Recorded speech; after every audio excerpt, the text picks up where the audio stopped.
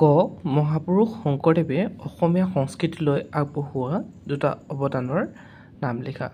নমস্কাৰ ছাত্ৰ ছাত্ৰীসকল, আজিৰ পাঠটো লৈ আহিছোঁ ক্লাছ 5ৰ চেপ্টাৰ নাম্বাৰ 7 অসমৰ সংস্কৃতি।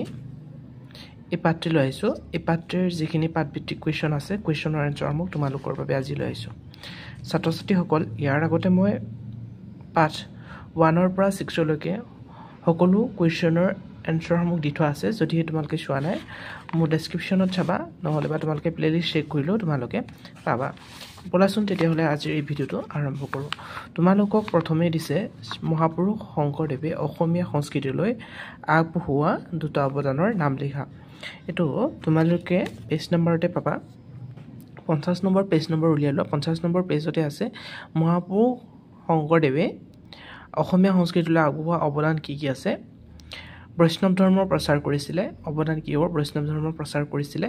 গতিকে তাৰ অৱদান কি হ'ব? কীৰ্তন, দশম, গীত, মাত, ভাওনা, সবাহ, নামঘৰ আৰু খোল, তালকে ধৰি বিভিন্ন বাদ্যযন্ত্ৰ আদিৰ সৃষ্টিৰে তেওঁ আমাৰ সমাজলৈ আগবঢ়াই থৈ গৈছিল। গতিকে তোমালোকে লিখিব পাৰা মহাপুৰুষ শংকৰদেৱে অসমীয়া সংস্কৃতিলৈ আগবঢ়োৱা অৱদানসমূহ হৈছে কি কি? কীৰ্তন, দশম, গীত, মাত, ভাওনা, নামঘৰ, এইবোৰ আমাৰ অসমীয়া সংস্কৃতিলৈ আগবঢ়াই থৈ যোৱা অৱদান। নেক্সট কুৱেশ্যনটো হৈছে খ নম্বৰটো, চাৰিবিধ ডিঙিত পিন্ধা অসমীয়া গহনাৰ নাম লিখা। এতিয়া ডিঙিত পিন্ধা গহনাৰ নাম তোমালোকক লিখিব দিছে। গতিকে উত্তৰটো লিখিবা। ডিঙিত পিন্ধা গহনাকেইটাৰ নাম হৈছে 52 নম্বৰ পেজত আছে, তোমালোকে চাই ল'বা। গহনা, ডিঙিত পিন্ধা গহনাখিনি কি কি আছিলে? ইয়াৰ অলংকাৰ হৈছে কি হৈছে? ডিঙিত পিন্ধা দুগদুগী, হাতসৰী, মাদলী, গলপতা, জোনবিৰি, এইবোৰ হৈছে ডিঙিত পিন্ধা। যিহেতু তোমালোকক ডিঙিত পিন্ধা লিখিব দিছে। ঠিক আছে, পেজ নাম্বাৰ 52 পেজতে আছে ডিঙিত পিন্ধা দুগদুগী, হাতসৰী, মাদলী, গলপতা, জোনবিৰি। নেক্সট কুৱেশ্যনটো হৈছে গ নম্বৰ, তিনিবিধ নৃত্য নাম আৰু তাৰ লগত জড়িত তিনিবিধ বাদ্যযন্ত্ৰৰ নাম লিখা।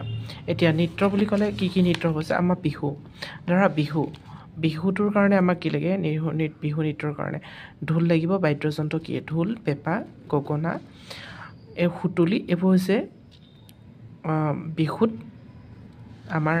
বিহুত বজোৱা বাদ্যযন্ত্ৰ। ইয়াত আছে চোৱা, বিহুত কি কি বজায়?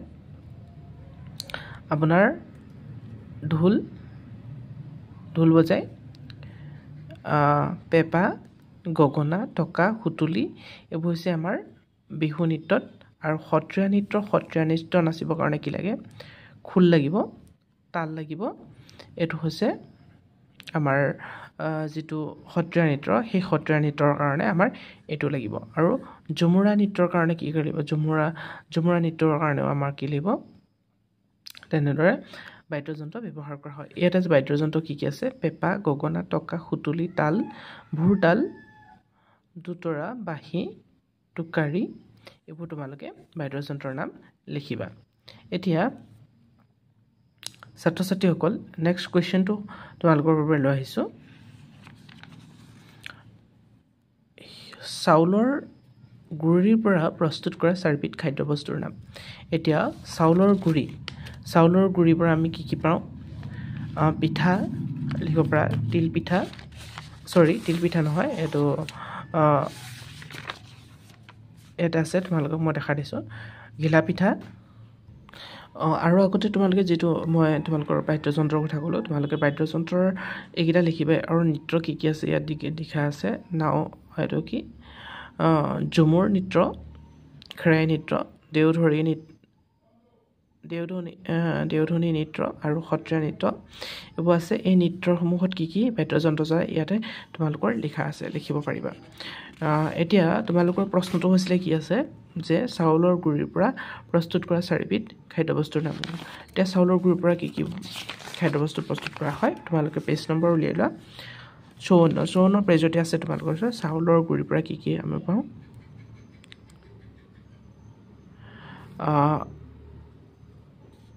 ইয়াত কৰা আছে চাউলৰ গুড়িৰ পৰা আমি কি কৰোঁ তিল পিঠা ঘিলা পিঠা টেকেলি পিঠা এনেদৰে আমি পিঠাসমূহ তৈয়াৰ কৰিব পাৰোঁ চাউলৰ গুড়িৰ পৰা এইটো লিখিব পাৰা এইটো পেজ নম্বৰ 54 লিখিবা তিল পিঠা ঘিলা পিঠা টেকেলি পিঠা এনেদৰে আমি চাউলৰ গুড়িৰ পৰা বনাব পাৰোঁ নেক্সট কুৱেশ্যনটো হৈছে 9 নম্বৰ শিৱসাগৰ জিলাত থকা পুৰণি দুটা কীৰ্তিচিহ্নৰ নাম লিখা এটা আছে পেজ নম্বৰ হৈছে 56 দুটা কীৰ্তিচিহ্ন দুটা শিৱসাগৰত থকা দুটা কীৰ্তিচিহ্নৰ নাম লিখিব পাৰা শিৱদৌল আৰু জয়দৌল লিখিব পাৰা এটো হৈছে শিৱসাগৰত থকা কীৰ্তিচিহ্ন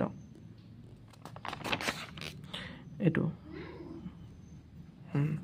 এটো চোৱা শিৱসাগৰ ৰংঘৰ লিখিব পাৰা ৰংঘৰ তলাতল ঘৰ কাৰেংঘৰ নেক্সট কুৱেশ্যনটো আছে এটো অসমত থকা দুটা মন্দিৰ দুটা দৌল আৰু দুখন সত্ৰৰ নাম প্ৰথমে আহিছো দুটা মন্দিৰ আমি এতিয়া আমি ক'ব পাৰোঁ যে মন্দিৰ দুটা কি আছিল উমানন্দ মন্দিৰ কামৰূপৰ যেটো মন্দিৰ কিটা হৈছে লিখিব পাৰা তোমালোকে কামৰূপৰ নৱগ্ৰহ মন্দিৰ তাৰপিছত লিখিব পাৰা হয়গ্ৰীৱ মাধৱ মন্দিৰ আৰু লিখিব পাৰা কামাখ্যা মন্দিৰ এনেদৰে তোমালোকে মন্দিৰ লিখিব পাৰা দুটা মন্দিৰ লিখিব হৈছে আৰু দুটা দৌল হ'ব কি হ'ব দেৱী দৌল বিষ্ণু দৌল আৰু ইয়াত আছে মই তোমালোকক দেখাই দিছো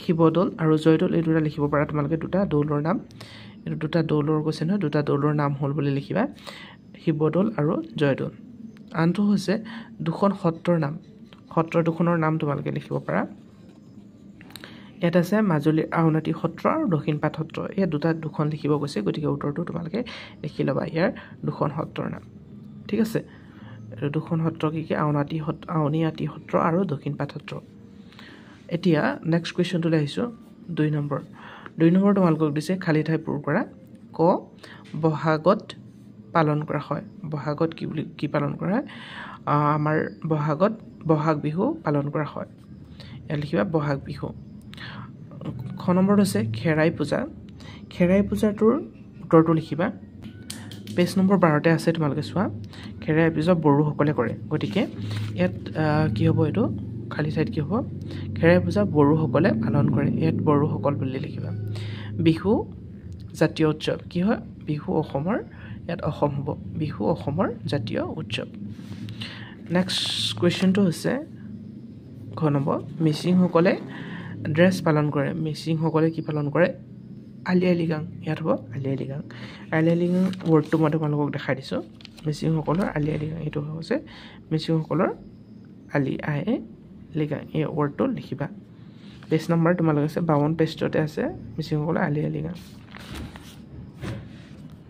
ইয়াত লিখিবা আলি আই লৃগাং আৰু 9 নম্বৰটো হৈছে কৰম পূজা ড্ৰেছ পালন কৰে কৰম পূজা কোনসকলে আদিবাসীসকলে গতিকে কৰম পূজাটো তোমালোকে 52 পেজতে আছে আদিবাসীসকল এই আদিবাসী শব্দটো তোমালোকে খালি ঠাইত লিখি দিবা আদিবাসীসকলে কৰম পূজা পালন কৰে ইয়াত লিখিবা ঠিক আছে এতিয়া তোমালোকক দিছে 4 নম্বৰ হৈছে অসমীয়া সংস্কৃতিলৈ মহাপুৰুষ শংকৰদেৱৰ অৱদানৰ বিষয়ে 10টা বাক্য লিখিব দিছে যেটো অসমীয়া সংস্কৃতিলৈ মহাপুৰুষ শংকৰদেৱৰ অৱদান অমূল্য আছে গতিকে তোমালোকৰ সুবিধাৰ বাবে মই তোমালোকৰ পেজ নম্বৰ দেখাই দিছো তাৰ পৰা তোমালোকে চাই সুন্দৰভাৱে অসমীয়া সংস্কৃতিলৈ শংকৰদেৱৰ অৱদানৰ বিষয়ে লিখিব পাৰিবা ইয়াত চোৱা অসমীয়া সংস্কৃতিলৈ মহাপুৰুষ শংকৰদেৱৰ অৱদান ইয়াৰ পৰাই তোমালোকে লিখিবা ইয়ালৈকে লিখিবা 10 শাৰী তোমালোক যেহেতু 10টা বাক্য লিখিব কৈছে ইয়াৰ পৰা তোমালোকে যিকিটা ভাল হয় গোটেইকিটাই ভাল হয় কিন্তু তোমালোকে মিলাই মিলাই লিখি ল'বা 10টা শংকৰদেৱৰ অৱদানৰ বিষয়ে ঠিক আছে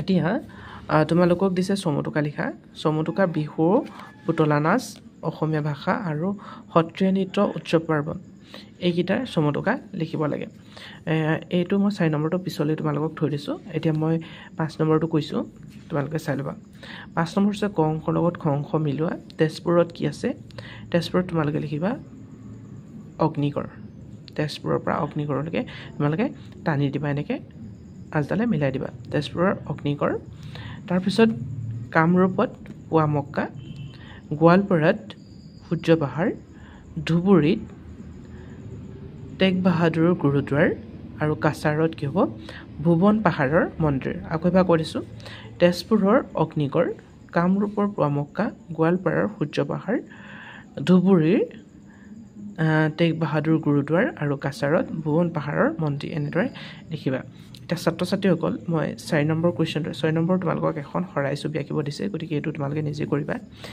গতিকে মই 4 নম্বৰটো লৈ আহিছোঁ তোমালোকক চমুটোকা লিখিব দিছে গতিকে এই চমুটোকাটো মই তোমালোকক স্ক্ৰীনত দি যাম গতিকে তোমালোকে চাই